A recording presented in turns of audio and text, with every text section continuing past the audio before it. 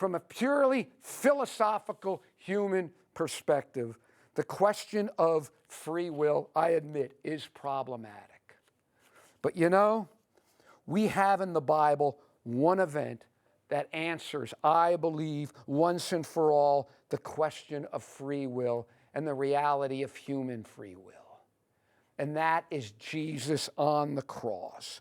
All the grand philosophical issues against free will, I believe, are swept away by the reality of the Lord and Creator of all that was made, dying on the cross for the misuse of the free will that human beings have been given.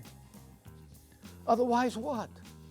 God predetermined us to sin, and then because of that predetermined sin, which we had no choice to commit, he died on the cross to save us, what he predetermined we were going to do from the beginning?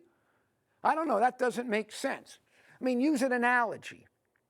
Someone throws you in a raging river against your will.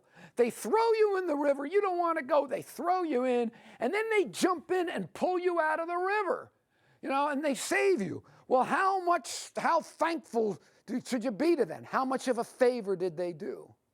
But suppose that person warned you away from the river, offered you something better than the river, but you rejected that warning, and using your free will, your free choice, you jumped in the river and you were swept away, and then that person jumped in the river after you and saved you. The latter analogy is a lot closer to what happened. The bottom line of all this is, let me make the complicated simple.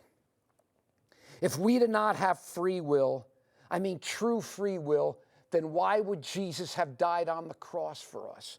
The cross shows us not only the reality of free will, but the sacredness of it. It all comes down to a thing I've preached on here before, love.